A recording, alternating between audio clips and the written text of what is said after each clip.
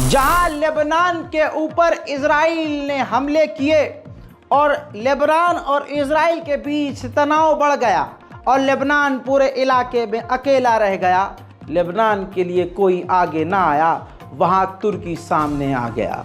मेरे दोस्तों, रजब Tayyip Erdogan तुर्की के राष्ट्रपति ने साफ कहा कि इजराइल के गंदे हाथ गाजा के अंदर हैं और गंदी नज़र लेबनान के ऊपर भी है। अगर इजराइल की फौज लेबनान के अंदर घुसी तो हम अपनी फौज लेबनान भेज देंगे लेबनान की मदद के लिए। यानी लेबनान के अंदर तुर्की की फौज जाएगी लेबनान और हिजबुल्लाह की मदद के लिए। यानी मिडिल ईस्ट में एक खतरनाक जंग के आसार बन चुके हैं। वहीं आपको बता दूं कि रजब तैयब एर्दोगान ने यह कहा कि लेबनान और फिलिस्तीन के लिए ही खतरा नहीं है इजराइल, बल्कि इजराइल पूरी दुनिया और इंसानियत के लिए एक बड़ा खतरा बन चुका है। मेरे दोस्तों, लेबनान तुर्की की फौज जाएगी, इस बात का कंफर्मेशन पूर्व एम्बेसडर जो इजराइल के लिए तुर्की का था उसने भी कंफर्म कर दिया है कि हाँ, हमारे देश की फौज लेबनान जाएगी अगर इजराइल ने एक और कोई गलत कदम लेबनान के खिलाफ उठाया। वहीं रजब तैयब एर्दोगान ने अभी चंद रोज पहले और भी लोगों का दिल जीत लिया था ये बात कह के कि हमें और मजबूत होना होगा और हम फिलिस्तीन की मदद के लिए फिलिस्तीन ऐसे ही घुस सकते हैं जैसे हम अज़रबैजान की जंग में और लीबिया की जंग में फौज समेत कूदे थे। यानी तुर्की का इशारा है कि हद से ज़्यादा अगर पानी सर के ऊपर हुआ तो तुर्की की फौज फिलिस्तीन भी पहुंच सकती है। हजरात मोहतरम, वहीं तुर्की इस वक्त अच्छा रूप दिखा रहा है। एक इंसान हमेशा बुरा नहीं होता, एक इंसान हमेशा सही नहीं होता। अब अमेरिका ने जैसे नेतन्याहू को अपने पार्लियामेंट में भाषण देने के लिए बुलाया था, तो अमेरिका और इजराइल को मुंहतोड़ जवाब देने के लिए तुर्की ने अपनी पार्लियामेंट में फिलिस्तीन अथॉरिटी के राष्ट्रपति महमूद अब्बास को इनवाइट किया था कि आप हमारे यहाँ आकर भाषण दीजिए। लेकिन महमूद अब्बास की पूंछ पर इजराइल और अमेरिका का पैर था, तो महमूद अब्बास ने पैंट में हगते हुए इनकार कर दिया कि माफ़ कीजिए सर, हम नहीं आ पाएंगे। इस पर तुर्की भड़क गया, जो कि उसका भड़कना तय था। तुर्की के राष्ट्रपति रजब तैयब एर्दोगान ने कहा कि इसी वक्त महमूद अब्बास माफ़ी मांगे और इसके बाद तुर्की का एक सख्त कदम, तुर्की ने कह दिया कि ये नहीं तो हम अबू उबैदा को इनवाइट करेंगे। अबू उबैदा वो जिसने इजराइल की नाक में दम किया है, अबू उबैदा वो जो हमास का टॉप लीडर है, अबू उबैदा वो जिसके नाम से इजराइल पैंट में मूत देता है। अगर अबू उबैदा को तुर्की ने अपनी पार्लियामेंट में बुला लिया तो गदर ही मच जाएगा। इजराइल के पेट में इतनी तकलीफ हुई कि अब इजराइल ने नेटो से मांग की है कि नेटो से तुर्की को निकाल दिया जाए, लेकिन नेटो में इतनी हिम्मत और इतनी औकात नहीं है कि वो तुर्की को नेटो की मेंबरशिप से बाहर फेंक दे। हजरात, तुर्की और इजराइल इस वक्त धीरे धीरे आमने सामने आकर भिड़ गए हैं। इजराइल के विदेश मंत्री ने देखिए ये ट्वीट किया है जिसमें एर्दोगान को कंपेयर किया है सद्दाम हुसैन से। कहा है कि सद्दाम हुसैन के रास्ते पर एर्दोगान चल रहा है, लिहाजा एर्दोगान को यह याद रखना होगा कि सद्दाम हुसैन का भी हाल क्या हुआ था। चलिए सद्दाम हुसैन के बारे में मैं एक बात बोल देता हूँ। सद्दाम हुसैन ने अपनी ज़िंदगी में क्या अच्छा किया क्या बुरा किया एक तरफ, लेकिन रजब तैयब एर्दोगान न सद्दाम हुसैन है न सद्दाम हुसैन एर्दोगान था। तुर्की के राष्ट्रपति और तुर्की में इतनी ताकत है कि अगर तुर्की अपनी वाली पर आए तो फिर इजराइल का इजरा और ईल अलग कर देगा और इजराइल में इतनी कील ठोकेगा तुर्की कि समझ में नहीं आएगा कि हगना कहाँ से और मूतना कहाँ से। मेरे दोस्तों, तुर्की और इजराइल के बीच हिंसक बातचीत शुरू हो चुकी है। अब तुर्की के राष्ट्रपति ने कहा कि जैसे यह कट्टरवादी था हिटलर, ये भी जैसे हिटलर का जुल्म ख़त्म हुआ वैसे नेतन्याहू का भी ख़त्म होगा, और जो उस हिटलर का अंजाम हुआ, नाजी का अंजाम हुआ, वैसे ही इनका भी होगा।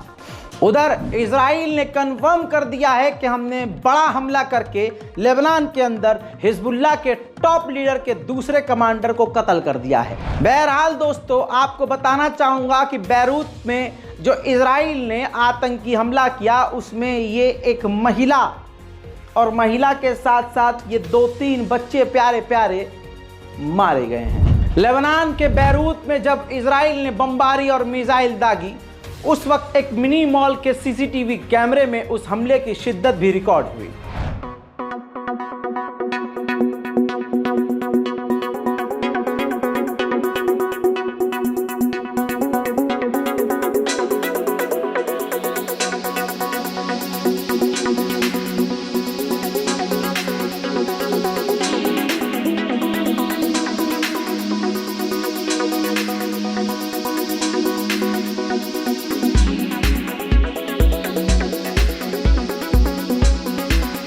वहीं गाजा के अंदर से एक अच्छी खबर, इजराइल का एक और फौजी हमास से लड़ते हुए वासिले जहन्नम हो गया है। इसके अलावा 15 से 20 इजराइल के सैनिक पिछले 3 दिनों में गाजा की सरजमीन पर घायल हुए हैं। UFC फाइटर जो बॉक्सिंग है, उसका फाइटर अरब का टॉप का नंबर 1 का जो चैंपियन है वो बिलाल मोहम्मद बन गए हैं। बिलाल मोहम्मद फिलिस्तीन के हैं, वो मिडिल ईस्ट के चैंपियन बन चुके हैं। जब वो चैंपियनशिप बेल्ट जीती तो उन्होंने कहा ये मेरे परिवार के लिए, ये असली फाइटर्स फिलिस्तीन के लिए है। It sounds like all those people booing right now got a lot of tears coming down their eyes. I see you guys with watery eyes right now. I got my family in here. I got all my family at home. Alhamdulillah. Alhamdulillah, God first always. Secondly, this fight is nothing. This is for my family, my people in Palestine. They're fighting the real fight. Inshallah, put a smile on their face. One of them guys over there. I'm just trying to do my part. Alhamdulillah always. उधर फिलिस्तीनी doctor ने confirm किया है कि हम ये रोज़ देख रहे हैं कि जो छोटे छोटे बच्चे आ रहे हैं इलाज के लिए घायल अवस्था में, उनके सर पर या सीने पर गोली होती है। जानबूझकर उनको इस तरह से गोली मारी जा रही है कि जिनका बचना मुमकिन ही ना हो। इजराइल पूरी ताकत से गाजा के तमाम बड़े बड़े इलाकों और शहरों को एक साथ बम से उड़ाकर समतल कर रहा है, बराबर कर रहा है। الجلال والجمال والسناء والبهاء في رباء والحياة والنجاة والهناء والرجاء في هواك في هواك هل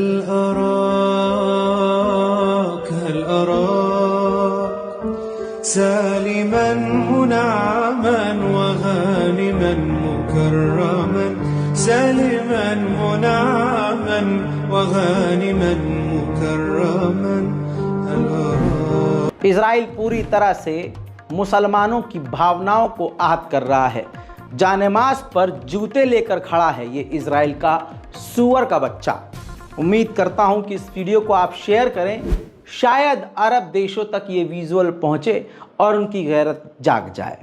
बताना चाहूँगा जिन जिन देशों में ये हमारी वीडियो देखी जा रही है, ऑटोमेटिकली यूट्यूब हमारी वीडियो को वहाँ की लैंग्वेज में कन्वर्ट करता है।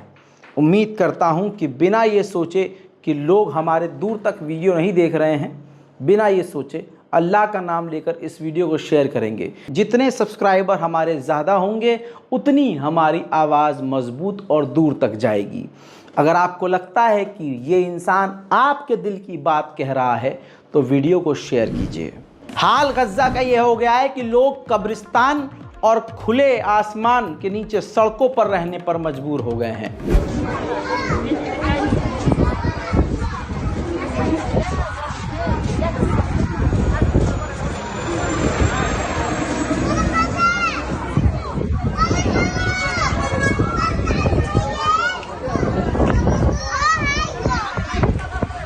इन तमाम चीज़ों के बावजूद तस्वीर देखिए, इजराइल फिर भी लगातार ख़तरनाक बमबारी गाज़ा में कर रहा है। फ़िलिस्तीनियों को जेल के अंदर इतना टॉर्चर किया जा रहा है। खबर यह है कि 7 फ़िलिस्तीनियों ने इजराइल की जेल में सुसाइड करने की कोशिश की है।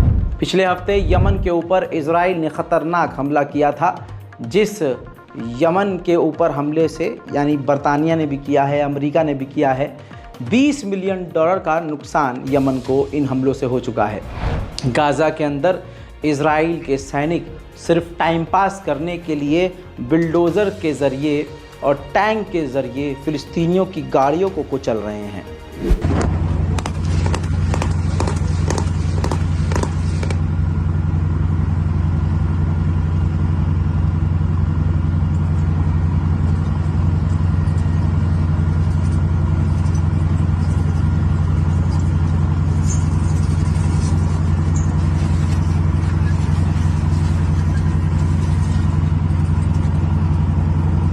इजराइल के ख़तरनाक हमलों में मोहम्मद नाम का एक और पत्रकार शहीद कर दिया गया है। बरतानिया की नई सरकार जो इजराइल को हथियार देने के लिए पीछे हटने वाली थी, हथियार देना बंद करने वाली थी, उसने इस फैसले को भी पलट दिया है, यानी इजराइल को बरतानिया हथियार देता रहेगा। वहीं इजराइल फ़िलिस्तीन के वेस्ट बैंक में फ़िलिस्तीनियों के मकानों को तोड़ रहा है।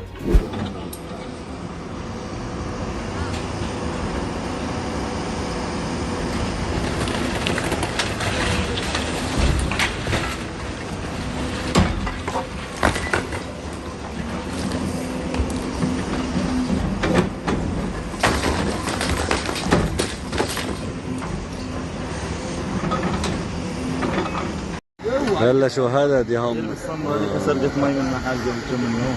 بس لا الحمام شمس بقول حمام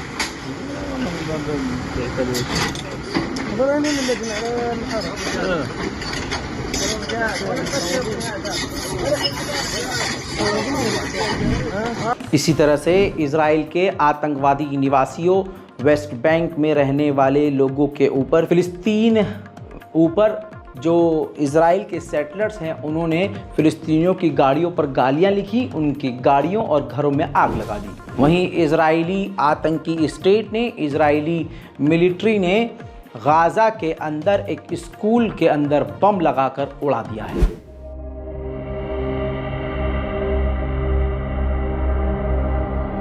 खान यूनुस के इलाके से इजराइल के फौजी जब निकले हैं तो पीछे सिर्फ तबाही छोड़कर गए हैं। इख्वान दुवार البحر دوار السودانية البحر السودانية شايفين المشهد والمنظر كيف صار، صحراء في كل مكان، في هذا المكان، لا بيوت لا ناس، تم مسح المنطقة بالكامل، صحراء صحراء صحراء. هذا هو المشهد من دوار السودانية، دوار بحر السودانية في شمال غزة. هذه بيوت كلها مدمرة ومفرغة بالفعل، أحزمة نارية مكثفة ضربت هذه المنطقة، لا حياة للناس ولا للسكان، كل هذه البيوت مهجورة. يعني كما نشاهد هذا المكان الذي تواجدت فيه الآليات الإسرائيلية وقامت بعمليات حفر واسعة في المكان وصلت إلى 40 مترا في عمق الأرض، بالتحديد بجوار مقبرة بني سهيلة. هذا المكان يعني تم حفره بالكامل، حفر عميقة وكبيرة وواسعة وتدمير للمقابر كذلك. يعني كما نشاهد هذه مخلفات الاحتلال الإسرائيلي अथना दखूली लिलमंतक़ा। वहीं डोनाल्ड ट्रंप तो डरा रहा है खुल्लम खुल्ला इजराइल को, कह रहा है अमरीकी यहूदियों ने अगर मुझे वोट नहीं दिया तो इजराइल ज़्यादा लंबे समय के लिए बचेगा नहीं।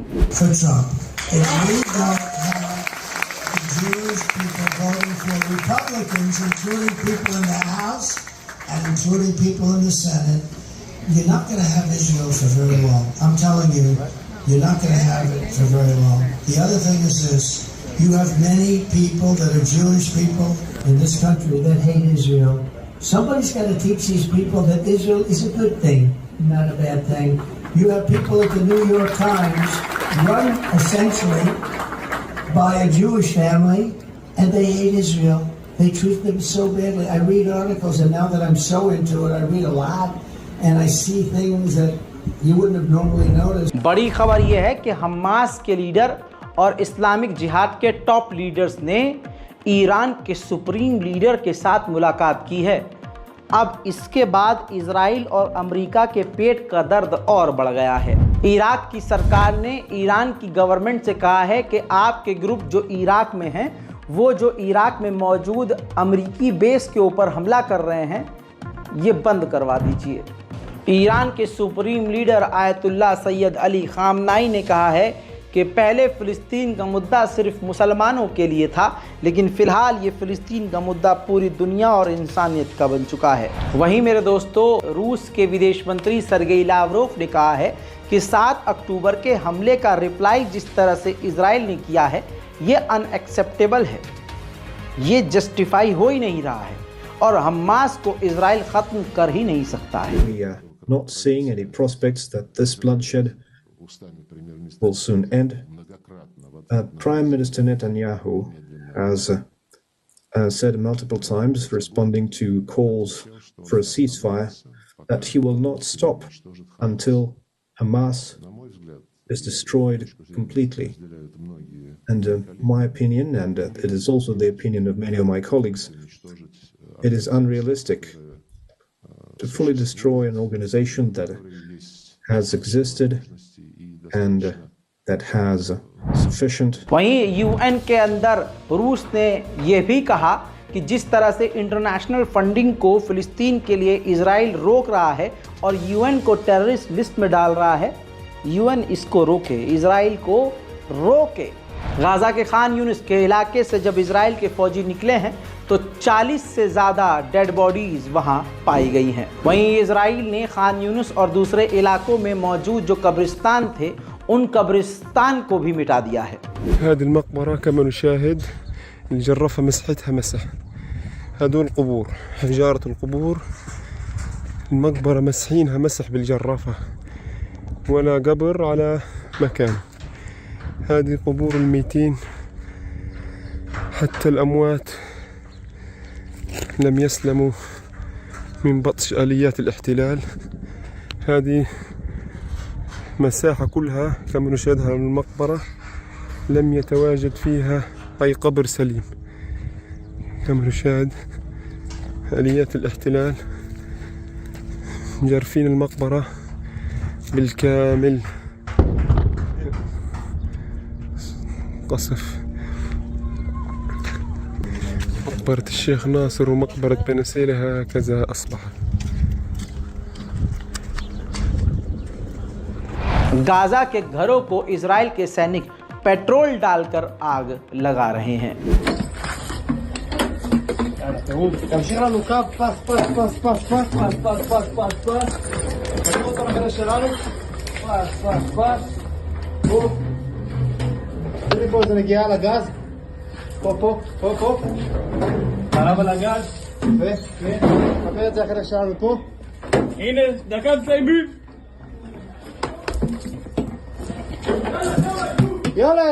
गाज़ा का सबसे पुराना चर्च सेंट फोस्फोरियस, जो गज़ा का सबसे पुराना गिरजाघर था, सबसे पुराना, उसके भी ऊपर इजराइल ने बमबारी की है।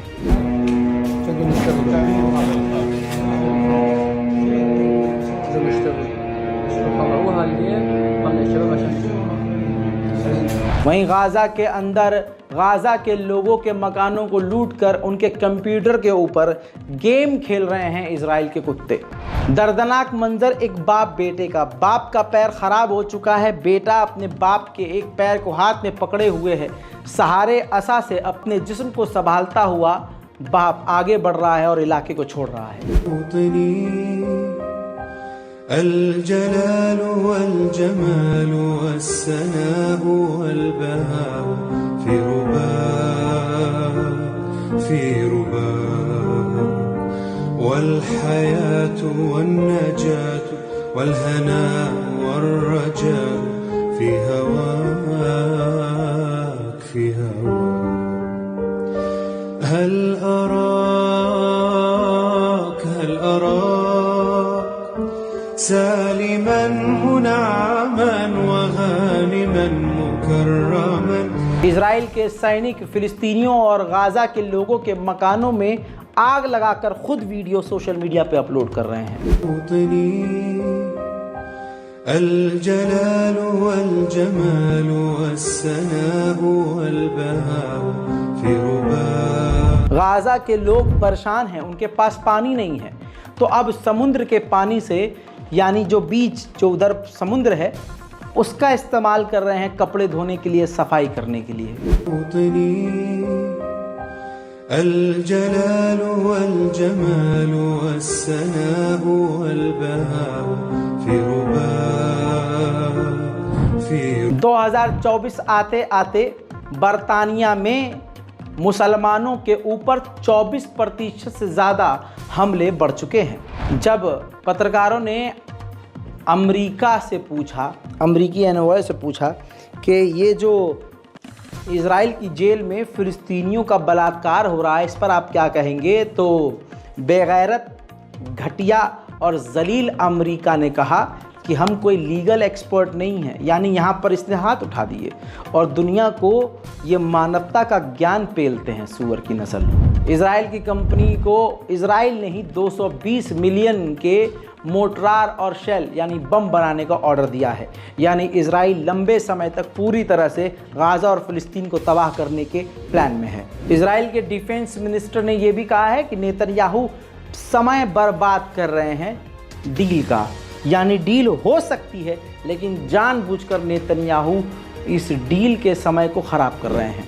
इज़राइल के कहने पर इज़राइल के गुलाम अमेरिका ने अमेरिका में ही इज़राइल के कहने पर 3 फ़िलिस्तीनियों को डिटेन किया है।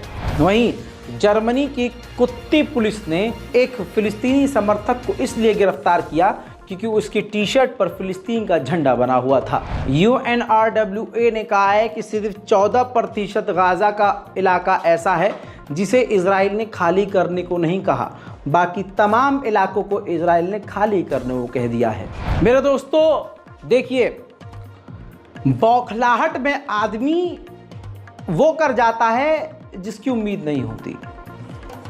हमारी ज़िंदगी में भी ऐसा होता है, जैसे कि सामने वाले को इतना चिढ़ाओ कि वो जो नहीं करना चाहता वो कर दे। मतलब मान लीजिए अगर मैं किसी इंसान से चिढ़ नहीं रहा हूँ, मैं नॉर्मल हूँ, लेकिन सामने वाला प्रिटेंड कर रहा है कि तू तो मुझसे चिढ़ता है, तो एक दिन मैं भी कहूँगा हाँ यार चिढ़ता हूँ मैं तुझसे, चल तेरी माँ की, ये समझ रहे हो, ये होता है। ऐसे ही ओलंपिक जो हो रहा है फ्रांस में, वहाँ माली और इज़राइल के बीच मैच हुआ, जिसमें माली के समर्थक ने इंटरव्यू देते हुए कहा कि माली, हमारा देश, हमारा जो टीम है बहुत बढ़िया खेला। पीछे एक इज़राइली खड़ा हुआ था, तो वो पता नहीं गोबर के नशे में था, मूत के नशे में, उसको लगा कि ये पॉलिटिकल बात हो रही है। डर देखिए, क्योंकि इज़राइलियों को पता है कि हमारा जो क्राइम है और हमने जो क्राइम किया है वो पूरी दुनिया में हम बदनाम हो चुके हैं।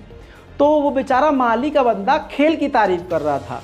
जब वो इज़राइली बीच में कूदा तो उसने कहा कि इज़राइल भी अच्छा खेल रहा है, ऐसी बात नहीं है, आप लोग भी अच्छा खेले हो। इतनी सी बात पे वो इज़राइली बोला no politics here, no politics here, no politics. इतना उसने माली के समर्थक को परेशान किया कि आखिरकार उस माली के बंदे ने चिढ़कर ही फ्री फ्री फिलिस्तीन के नारे लगा दिए और इज़राइल के लोग मुंह पिटाते और गरियाते रह गए। देखिए।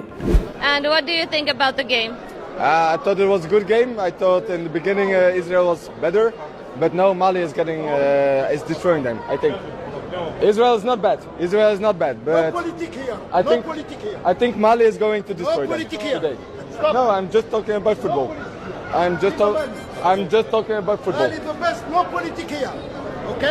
Free Palestine! Free Palestine! Free Palestine! Free Palestine! Back you! Les voulez sortir, c'est des enculés. Comment on dit enculés? Faut que culo.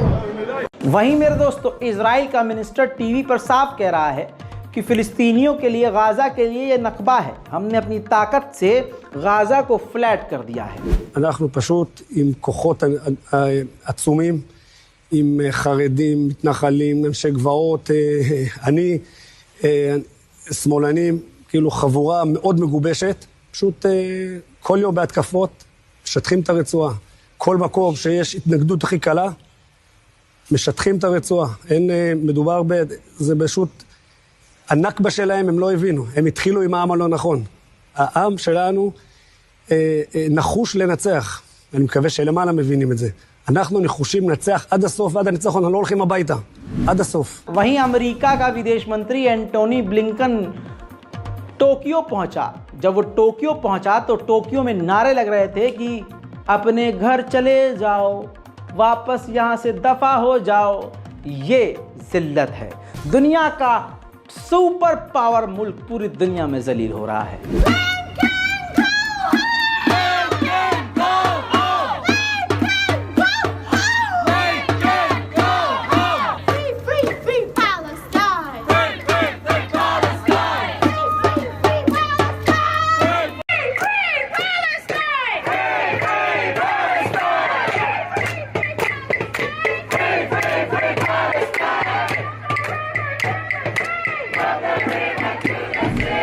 वहीं जर्मनी की पुलिस ने कई सारे फिलिस्तीनी समर्थकों को गिरफ्तार किया है। उधर नेबुलस के इलाके, फिलिस्तीन के नेबुलस के इलाके से कई फिलिस्तीनियों को इजराइल की आतंकवादी पुलिस ने गिरफ्तार किया है। الجلال والجمال والسناء والبهاء في رباء والحياة। खबर यह है कि यूएई और इजराइल मिलकर यमन में एक मिलिट्री बेस बनाएंगे, जिससे वो हुथीज और ईरान को मुंहतोड़ जवाब देंगे। खबर ब्रेकिंग यह है कि इराक के कई इलाकों पर अमेरिका ने एयर स्ट्राइक की है। मेरे दोस्तों, पूरी दुनिया में मैकडॉनल्ड के बाइकॉट के बाद 2020 के बाद सबसे ज़्यादा गिरावट आई है। कहा जा रहा है 12 से 15% मैकडॉनल्ड की सेल्स गिर चुकी है। मेरे दोस्तों, इस बारकोड का इस्तेमाल कीजिए ज़्यादा से ज़्यादा, ताकि गाज़ा और फ़लस्तीन की हम मदद कर सकें, जितनी भी कर सकते हैं। इसके साथ ही अपनी राय कमेंट में ज़रूर लिखिए और हमारे चैनल रज़ाग्राफी को सब्सक्राइब ज़रूर कीजिए। मैं हूं रज़ा और आप देख रहे थे रज़ाग्राफी। जय हिंद।